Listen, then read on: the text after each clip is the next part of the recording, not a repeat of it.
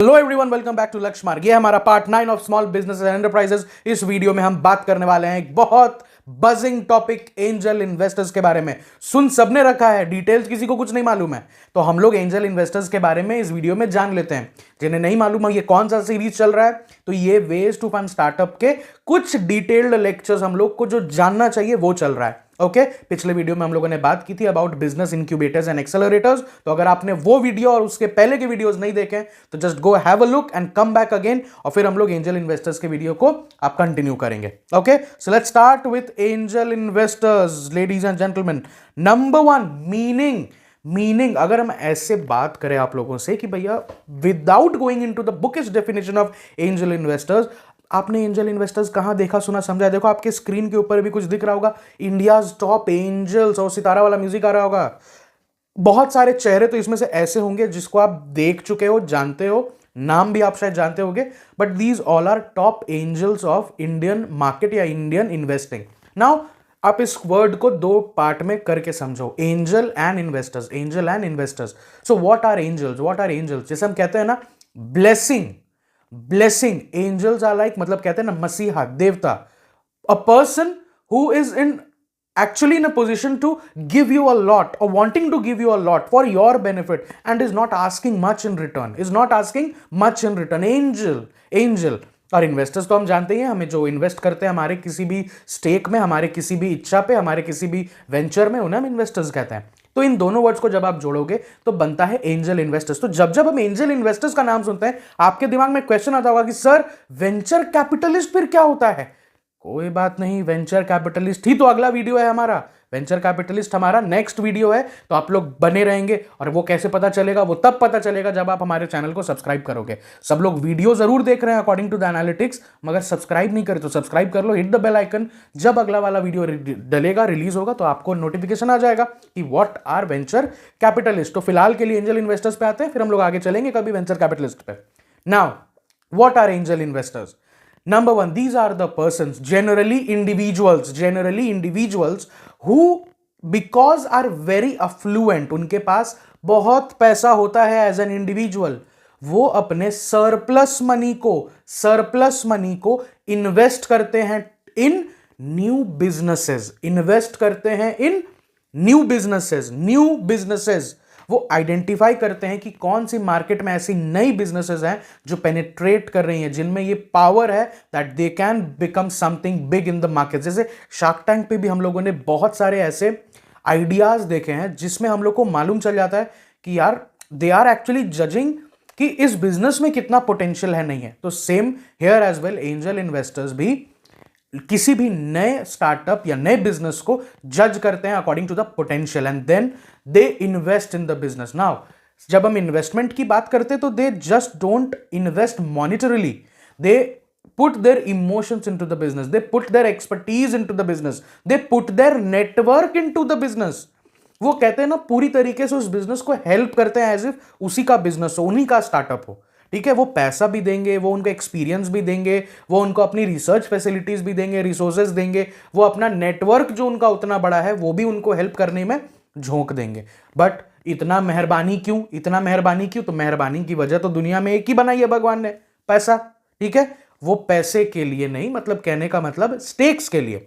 They will be wanting some stakes in your company, according to that they will be helping you in the same manner. Now पढ़ते हैं bookish definition. अब angel investors are the individuals who provide capital. देखो सबसे पहला point तो वही हो गया कि वो पैसा देते हैं, who provide capital to the startups और स्मॉल बिजनेसेस। अब जैसा हमने पॉइंट कहा, इन देयर अर्ली स्टेजेस, बहुत ही young startups, newborn startup, जब सीड फंडिंग चाहिए होगी, आइडिया हमें मालूम है, रिसर्च हमने कर रखा है, मगर पैसा नहीं है sir to carry on with the idea, उस सब सिनेरियो में हमें एंजल इन्वेस्टर्स काम आते हैं। आगे देखते हैं, often in exchange for equity,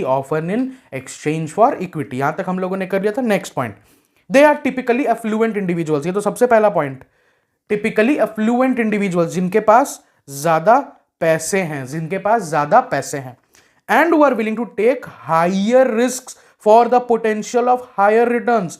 अच्छा, लेट मी आस्क यू, छोटा बिजनेस है अभी, इसको अगर मैं मिटा के आपसे क्वेश्चन करूं कि वाई हायर रिस्क, ये क्यों लिखा हुआ है? मतलब कि छोटा बिजनेस है ऑल टुगेदर, तो इसमें रिस्क ज्यादा कैसे आ गए बिजनेस के अंदर। तो क्वेश्चन ये था, why there is higher risk for the angel investors. तो the answer for this is, if you don't know please write it down somewhere, because the startups that they would be investing into, the angel investors are investing into which type of startups? तो startups जो कि अपने early stage में है, जो कि अपने early stage में है। तो जब आप अर्ली स्टेज में जाओगे, इन्वेस्ट करोगे, आप पोटेंशियल देख समझ जज कर सकते हो। बट जिन्होंने भी बिजनेस एनवायरनमेंट पढ़ रखा है, जिन्होंने क्लास 12 में है, वो आपके सिलेबस में नहीं है, उनको मालूम है ये चीज कि कोई भी चीज बिजनेस में कांस्टेंट नहीं होती। आपने उन्हें जज किया पोटेंशियल बहुत है, बट मार्केट ट्रेंड चेंज हो गया, कुछ भी हो गया, मार्केट डूब गया, तो प्रोडक्ट के जो कैपिटल शेयर है वो गिर गया, तो उस केस में ऐसे जो यंग स्टार्टअप्स है, इनमें पैसा लगाना काफी ज्यादा रिस्की होता है, क्योंकि ये किसी भी करवट बैठ सकती है ये कंपनी। ये बहुत ज्यादा प्रॉफिट्स भी दे सकती है, मतलब yes it can actually disrupt the market, लेकिन ये लॉस भी खा सकती है।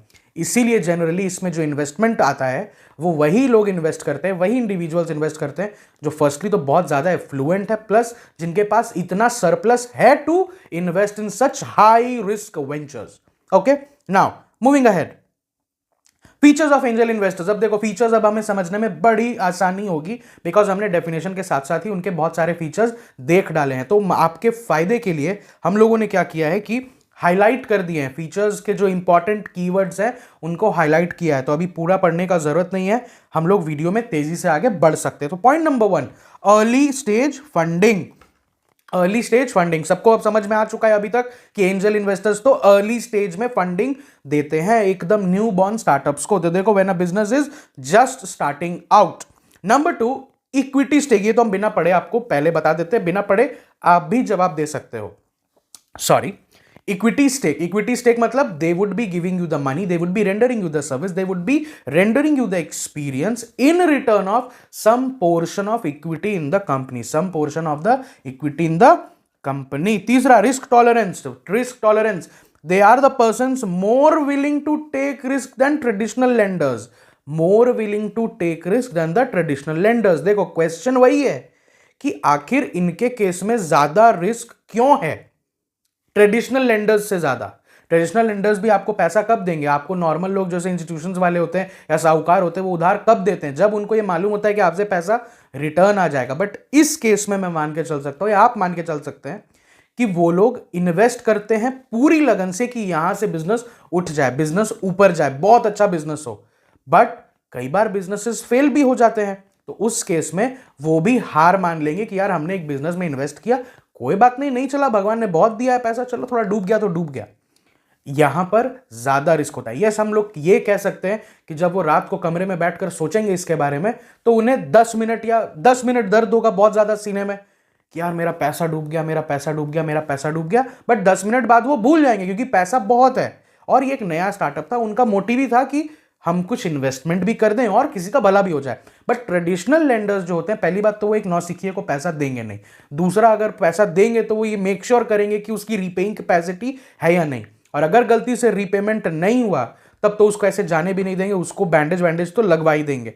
प्लस कि जब रात को वो बैठेंगे तब उनको ये बात का दर्द 10 मिनट से तो कई ज्यादा, आधा घंटा 1 घंटा दर्द होगा, क्योंकि वो इतना सरप्लस लेकर नहीं बैठे मार्केट में जितना वो बड़े बड़े जिनको हम लोग एंजल इन्वेस्टर्स कह रहे हैं। ओके, यहां पर नया स्टार्टअप में वो इन्वेस्ट करे, therefore they are actually willing to take more risk than the traditional lenders. ठीक है, मजाक से हटके हमें समझना है कि क्यों वो ज्यादा रिस्क पे हम लोग वो खेल रहे हैं। Okay, next is mentorship. अब देखो ये तो बिना पढ़े आप बता सकते हो। ओके, सो नेक्स्ट पॉइंट है हमारा मेंटरशिप। देखो मेंटरशिप कह रहा है कि angel investors offer expertise, mentorship and access to valuable network. जैसा हमने कहा कि आपको वो अपने एक्सपीरियंस से भी हेल्प करेंगे, आपको वो अपने पैसे से भी हेल्प करेंगे, आपको वो अपने रिसर्च फैसिलिटीज रिसोर्सेज से भी हेल्प करेंगे, etcetera etcetera. They will be helping you, actually they will B coaching you, they will be acting as a coach, they will be acting as a parent, as a mentor for your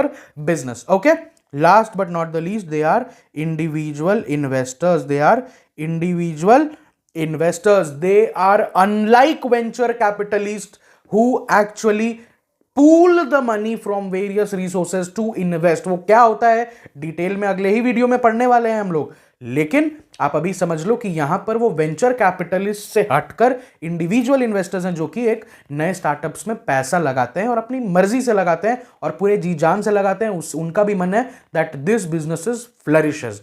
okay, उम्मीद करता हूं कि आपको angel investors का पूरा concept समझ में आ गया होगा।